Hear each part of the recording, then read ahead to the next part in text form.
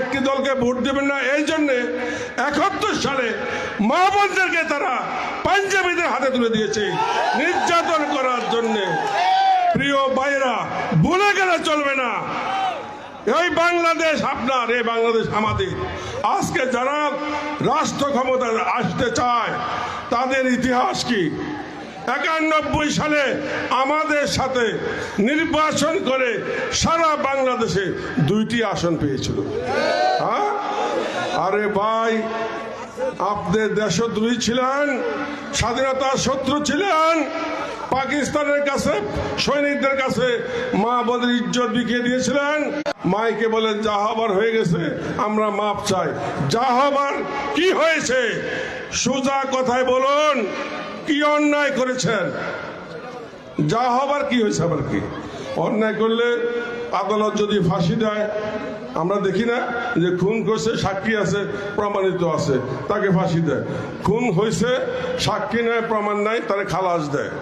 তা আপনি বাবা কি জন্য ভুল করছেন? কয় 47 সাল থেকে আমরা 47, 71, 24 সহ যত এই দেশের জাতির কাছে যত ভুল করছি, আমরা ভুলের জন্য ক্ষমা প্রার্থী না। তা আমরা কি ভুল করছি তো বলেন না ভাই। তো এই কথাগুলো আপনারা স্মরণ রাখবেন। গতকাল আমাদের লাকসামের একজন প্রাণপ্রিয় মাননীয় নেতা বলেছেন যে একটি দল আপনাদের কাছে ভোট চায় যারা 71-এ নারীদেরকে ঘর থেকে ধরে ধরে পাকিস্তানি সৈন্য হাতে তুলে দিত। আমি বিনয়ের সাথে অনুরোধ করব, লাকসামের দস্যিতা এমন একজন নারীকে দেখান যে নারীকে জামাত ইসলামের ওই নেতা তুলে পাকিস্তানিদের হাতে দিছে, তাহলে আমি রাজনীতি ছেড়ে দেব, অন্তত জামাত ইসলামী করব না। লাকসামে যারা রাজাকার ছিল আর লাকসামকে যারা জামাতে নেতৃত্ব দিয়ে আসছে, ওরা এক জিনিস না। লাকসামের রাজাকার ছিল শহীদুল্লাহ, আর লাকসামের জামাতের দীর্ঘদিন আমি ছিল আবু বকর সুফি, যিনি মুক্তিযোদ্ধা। লাকসামের জামাত করেছেন আব্দুল হাই মঞ্জু, যিনি মুক্তিযোদ্ধা ছিলেন। লাকসামের জামাত করেছেন মুক্তিযোদ্ধা কমান্ডার মিরন, নরফাড়ি বাড়ি মরহুম, মাওলানা আলী আশরাফ। এভাবে পরম্পরায় আমিও দীর্ঘদিন লাকসামের আমির ছিলাম। আমার আব্বা আওয়ামী লীগের ফাউন্ডার প্রেসিডেন্ট ছিলেন 15 বছরের মতো। সুতরাং আপনারা জামাতের উপর যে তকমা দিচ্ছেন, এই যে মার্কেট, এটার বাজার মন্দা, এই তকমা দিয়ে আপনারা বাজার গরম করতে পারবেন না। আপনারা কাদেরকে রাজাকার বলছেন? যাদের সমর্থনে 91 সালে ক্ষমতা গেছেন, যাদের সাথে 2001 সালে জোট করে ক্ষমতা গেছেন, যাদেরকে মন্ত্রী বানাইছেন, যাদের সাথে 27 বছর আন্দোলন করেছেন, এখন তারা রাজাকার। আপনাদের দলের প্রতিষ্ঠাতা মরহুম জিয়াউর রহমান, তার মন্ত্রিসভা যে শাহ আজিজ, যিনি প্রধানমন্ত্রী ছিলেন, তিনি তো লিস্টেড চিহ্নিত রাজাকার ছিলেন। বিএনপি যে গঠিত হয়েছে, এটা জগা খিচুড়ির দল। এখানে মুক্তিযোদ্ধারা যেমন ছিল, রাজাকাররাও ছিল। সুতরাং স্বাধীনতার 55 বছর পরে এই ধরনের রাজাকারের তকমা আর এই জাতি খাবে না। আমি একটি কথা স্পষ্ট বলতে চাই, মুক্তিযুদ্ধের সময় জামাত ইসলামের রাজনৈতিক সিদ্ধান্ত পজিটিভ ছিল না। এই ব্যাপারে আমাদের আমির বারবার বক্তব্য দিয়েছেন, এক্সকিউজ করেছেন। এখানে দুটা জিনিস ভিন্ন। একটা হলো যুদ্ধের প্রতি সমর্থন, একটা হচ্ছে ক্রাইম। এই ক্রাইম আর একটা শ্রেণী করে। একটা বাস যখন দুর্ঘটনায় পড়ে, একটা ট্রেন যখন দুর্ঘটনায় পড়ে, তখন এখানে কিছু লোক ঝাঁপিয়ে পড়ে আহতদের উদ্ধারের জন্য, চিকিৎসার জন্য, আর একদল লোক যায় পকেট আতানোর জন্য, মোবাইল চুরি করার জন্য, টাকা চুরি করার জন্য। দেশে যখন যুদ্ধ লাগে, এটা একটা রাজনৈতিক ইস্যু, এটা একটা রাজনৈতিক সমর্থনের ব্যাপার, এটা হলো একটা হিসাব।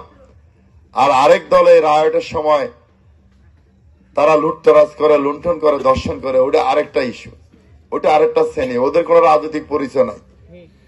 দর্শকরা চিরদিনে দর্শক, লুটেরা চিরদিনে লুটেরা, এদের কোনো আইডেন্টিটি নাই। দেখা গেছে মুক্তিযুদ্ধের পরে একটা কনস্টিটুয়েন্সিতে 1350 জন রাজাকারের তালিকা করা হয়েছে, সেখানে 70 নির্বাচনে জামাত ইসলামী 102 ভোট পাইছে। তাহলে আপনি এটাকে মূল্যায়ন করেন কিভাবে? 1970 সালে জামাতের পজিশন কি ছিল, 70 ইলেকশনে জামাত কত ভোট পাইছে তার হিসাব দেখেন। তাহলে এরকম একটা অনুল্লেখযোগ্য দল একটা দেশের কি উপকার বা ক্ষতি করতে পারে? যারা রাজাকারী করেছে, নারী দর্শন করেছে, মুক্তি বাহিনীদের সহায়তা করেছে, তাদের আইডেন্টিটি আর জামাতের আইডেন্টিটি ভিন্ন। ওই তকমাটা জামাতের উপর দিলে এটা জুলুম হবে। আর আপনারা এইভাবে তকমা দিদি আপনাদের আগে যারা দিছে তারা আজকে কোথায় গেছে, তাদের পরিণতি কোথায়? এই প্রজন্ম সব বোঝে, এগুলা দিয়ে আপনাদের দেউলিয়াপনা ঠেকাতে পারবেন না। নতুন কিছু করেন। আপনাদের নেতা টার্ম কার্ড নিয়ে এসেছে লন্ডন থেকে, 2টা কার্ড, একটা ফ্যামিলি কার্ড, একটা কৃষি কার্ড। এই জাতি সরল, এই জাতি কম, শিক্ষা জ্ঞান কম। 2008 সালে 2008 সালে নির্বাচনের আগে আপনাদের মতো একটি দল ক্ষমতা যাওয়ার জন্য এরকম 2টা টার্ম কার্ড আনছিল। একটা বলছে আমরা যদি নির্বাচিত হই 8টা আগে 10টা আগে যে চাল খাওয়াবে, প্রত্যেক ঘরে একটা করে সরকারি চাকরি দিব। এই জাতি যেহেতু জানো না এই দেশে কয়টা ঘর আছে, কয়টা পরিবার আছে, আর সরকারি চাকরির কোটা কয়টা, জাতি এটা বিশ্বাস করছে। এদেশে 4 কোটি 10 লাখ পরিবার আছে, সরকারি চাকরির কোটা হলো 30 লাখ। তাহলে প্রত্যেক পরিবারে একটা চাকরি দিতে হলে তো 4 কোটি 10 লাখ সরকারি চাকরির কোটা লাগে।